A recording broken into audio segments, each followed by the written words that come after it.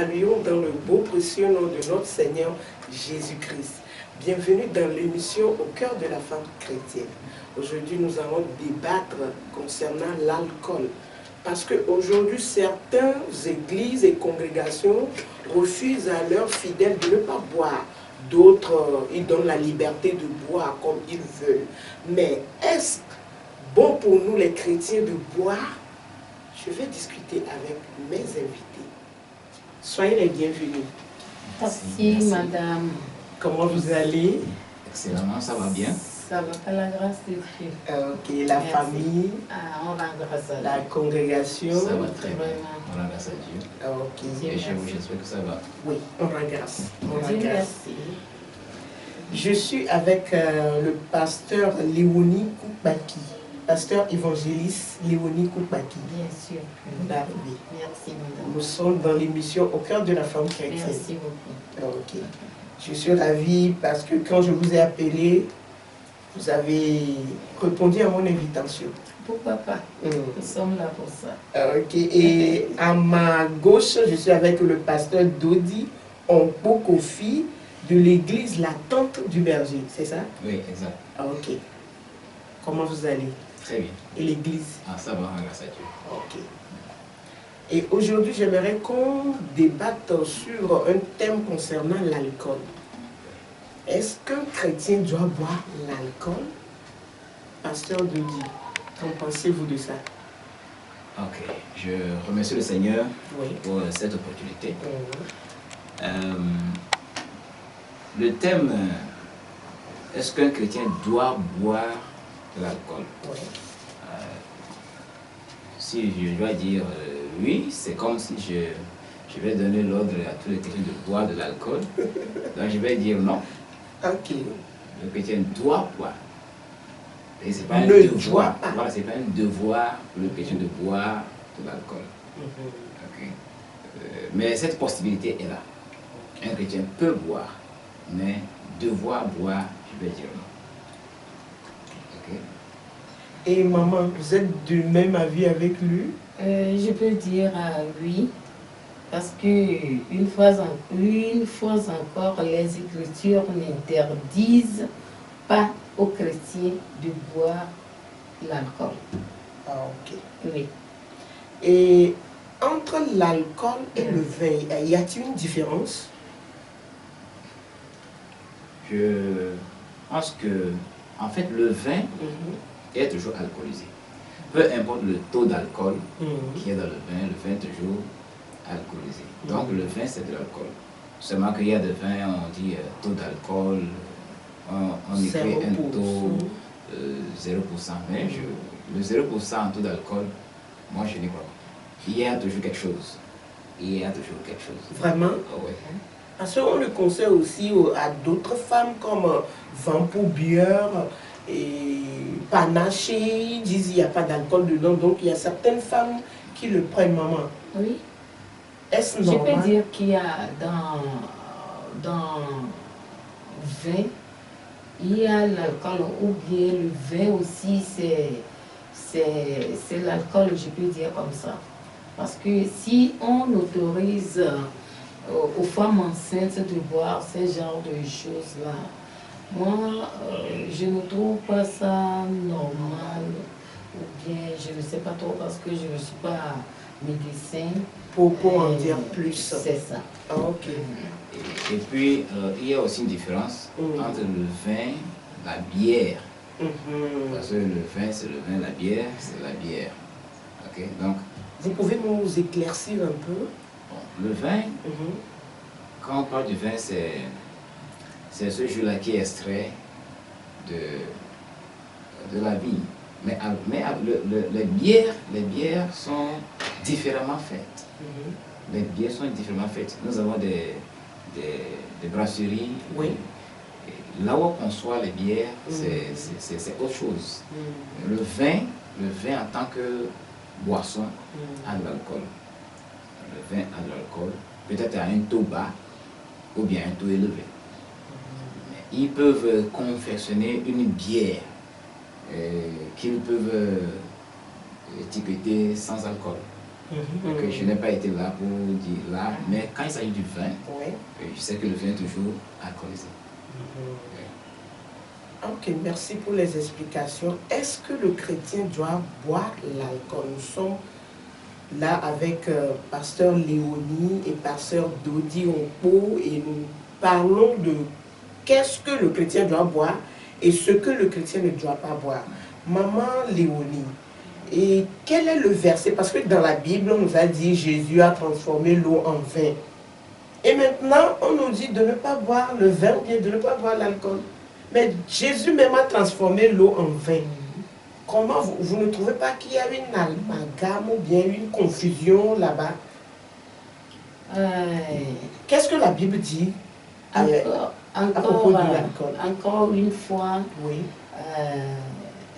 Comme j'avais dit auparavant, que les Écritures n'interdisent pas aux chrétiens de boire de la bière, du vin ou une autre boisson alcoolisée. Donc, dans la Bible, nous avons plusieurs versets de la Bible qui parlent uniquement de l'alcool. Par exemple, dans Éphésiens chapitre 5, verset 18, je peux donner les versets pour que nos téléspectateurs peuvent l'écrire. Et Éphésiens chapitre 5, verset 18, Proverbe 20, verset 1, Galates chapitre 5, verset 21, 1 Timothée 5, verset 23. 1 Timothée encore, chapitre 3, verset 8. Osée 4, verset 11. Ecclésiaste 5, verset 10 et 11. Proverbe 31, verset 6. Mais je vais retourner vers Éphésiens chapitre 5, verset 18. Éphésiens chapitre 5, verset 18, il est écrit là-bas que ne vous enivrez pas de vin, c'est de la débauche. Soyez au contraire remplis du Saint-Esprit. Je peux dire que nous, en tant que chrétiens, là où nous avons le Saint-Esprit, l'alcool n'a plus aussi sa place en nous. Je peux dire comme ça. C'est pourquoi moi, je peux dire non aux chrétiens qui boivent l'alcool. Parce que nous devons boire le Saint-Esprit par rapport à l'alcool. Je peux dire comme ça.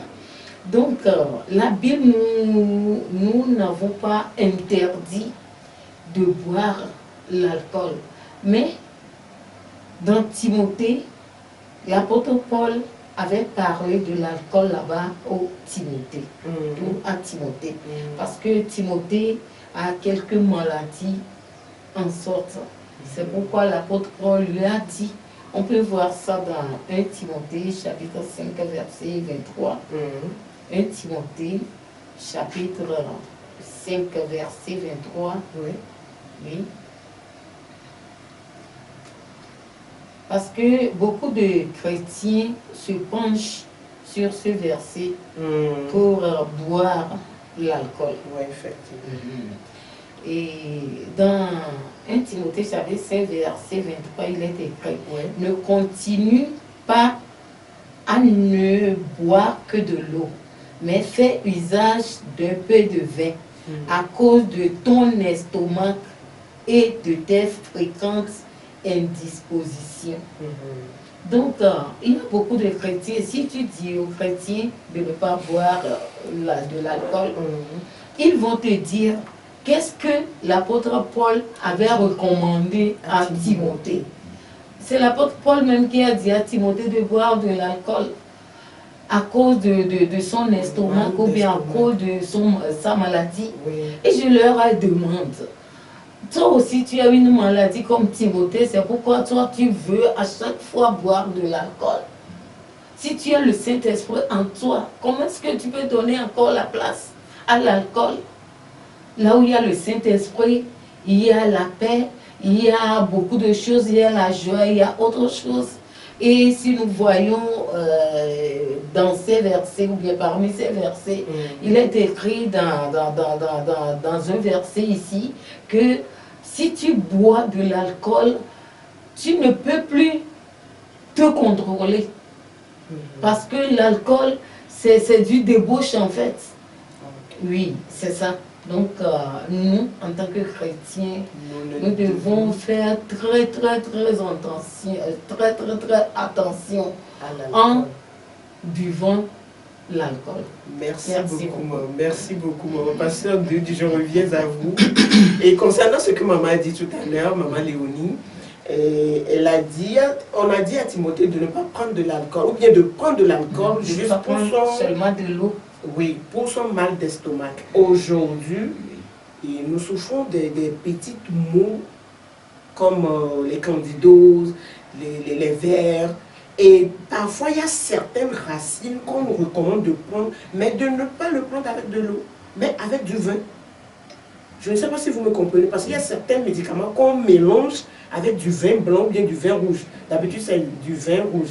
Mais moi, en tant que chrétienne, je me fie à la Bible et je me dis, je ne vais pas boire de l'alcool, mais j'ai un problème.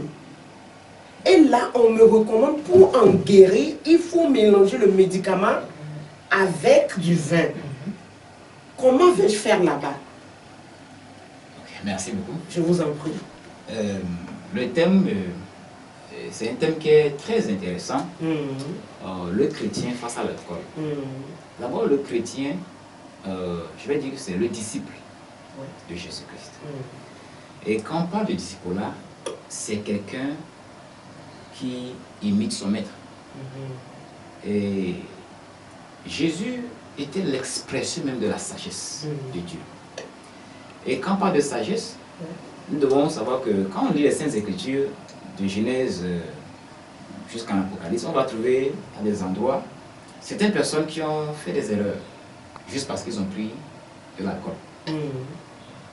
Le cas de Noé, par exemple, qui a bu et il s'est découvert, la Bible, il s'est découvert.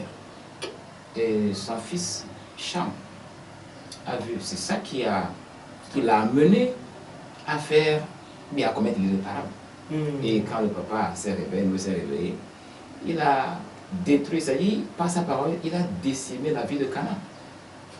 Il a décimé la ville de Canaan. Et plus tard, Canaan s'est vu chasser de son territoire par les Israélites à cause de l'alcool. Au temps d'Abraham, Lot, il était à Sodome. Et il y avait un jugement de Dieu qui était tombé sur Sodome. Et par la grâce de Dieu, et à travers l'intercession d'Abraham, Lot a pu échapper avec sa famille. Et sa femme aussi avait pu s'échapper, sauf qu'elle n'est pas arrivée à destination avec eux. Parce que elle était transformée en statue de pierre, en statue de sel en chemin. Mais après, quand les filles de Lot ont voulu faire quelque chose qu'elles savaient que leur papa n'allait pas accepter de faire, elles savaient que ce n'était pas normal. Alors pour pouvoir arriver à ce point, elles ont incité leur papa à prendre de la bière, à prendre du vin, et jusqu'à ce qu'il soit enivré. Et quand il était saoul, elles ont pu passer à leur besoin. Elles ont pu accomplir leur dessein. Donc il y a plusieurs cas dans la parole de Dieu, dans la Bible, qu'il nous faut comprendre que le fait, quand on va à un certain niveau de l'alcool, on ne se contrôle plus. Et quand l'ennemi veut prendre quelque chose de toi, quand quelqu'un qui est plus rusé que toi veut prendre quelque chose de toi, dans Osée 4, verset 11, on avait dit que le vin fait perdre la raison. Donc il sait que quand il utilise le vin, tu peux perdre la raison. Alors pour pouvoir prendre quelque chose de toi, il est obligé de t'amener au niveau de la boisson. Aujourd'hui, les cas d'empoisonnement qu'on écoute, etc., sont liés à la boisson. Surtout dans les bières, l'alcool. Parce que quand on met ça dedans, c'est fini. Bon, je sais qu'il y a d'autres qui l'utilisent aussi avec la sécurité. Donc, maintenant, quand Dieu me dit, mais quand bon, il y a des cas aussi, je suis chrétien, je suis Jésus. Et je me suis dit que je ne vais pas prendre de l'alcool. Et ça aussi, ça doit être lié à un engagement personnel envers le Seigneur. À chaque personne qui vient à Christ, Dieu peut dire à toi, je ne veux plus que tu fasses trop tu aimes trop les chichis. Et puis tu passes trop de temps avec les chichis. Je vais prendre ce temps-là. Consacre-moi ce temps. Maintenant, ça dit, tu as acheté tes cheveux naturels, tu ne portes pas de boucle d'oreille, tu ne portes pas de chaîne. C'est ce que moi je veux. Ok, à cette personne-là, c'est ce que Dieu lui a dit. À une autre personne, tu peux dire, toi, je pense que quand tu trouves l'argent, c'est vers l'alcool que tu cours. Je veux que tu laisses l'alcool. Je veux ça là. Ce que tu dépenses de l'alcool, donne-moi ça. Ok? Donc, à chaque personne, il y a quelque chose que Dieu prend. Dieu nous amène à nous engager. Et surtout, il prend le côté là, qui nous prend le temps, nos ressources, nos énergies. C'est-à-dire, là où nous nous investissons, c'est là-bas il va. Il prend. Maintenant, quand je me consacre, je dis, je me consacre à Dieu, je ne veux plus prendre du vin. Voilà que j'ai un petit problème. Et le médecin me recommande un médicament qui nécessite que j'utilise du vin pour le mélanger.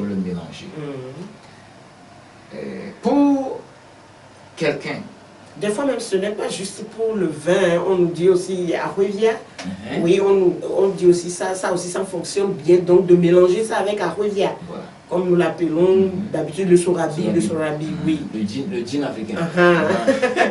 Donc ça peut arriver comme ça. Quand on dit à quelqu'un de prendre le vin, de prendre de l'alcool, de prendre du gin, je sais pas, du rhum, ça dépend de là, pour faire le mélange de leurs produits, etc. pour pouvoir prendre.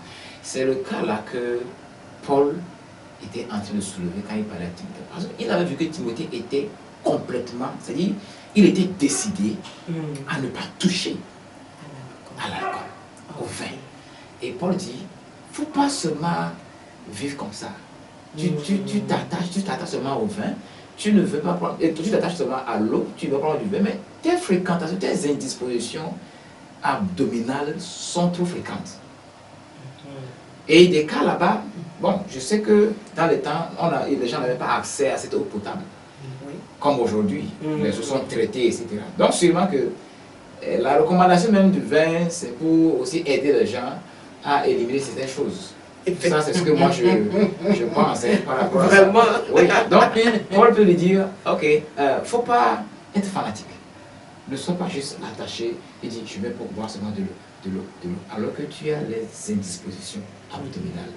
Donc, ce que moi je connais qui peut t'aider à réduire ça. Et je sais que l'apôtre Paul ne parle pas selon la chair. Il n'était pas dans la chair. C'était un rempli de l'esprit. Donc, s'il recommence ça à Timothée, qui est son enfant dans la foi, je crois que ce n'est pas, c'est pas mauvais, mais ce n'est pas aussi l'opportunité pour nous. On n'a pas les indispositions.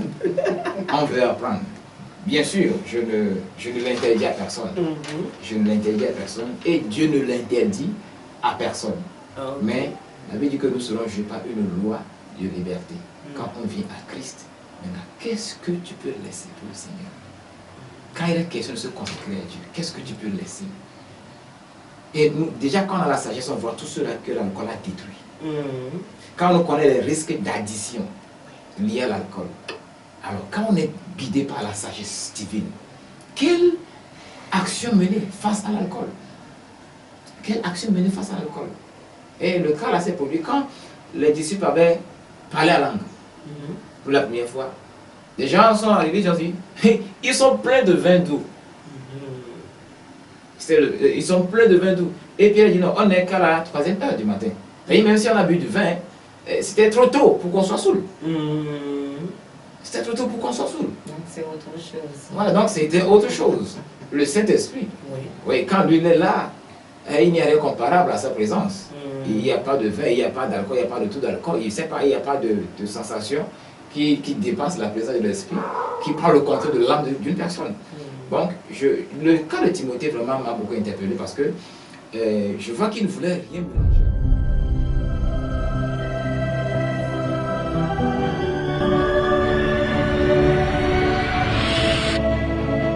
Christ chez vous TV. When Jesus follows you everywhere.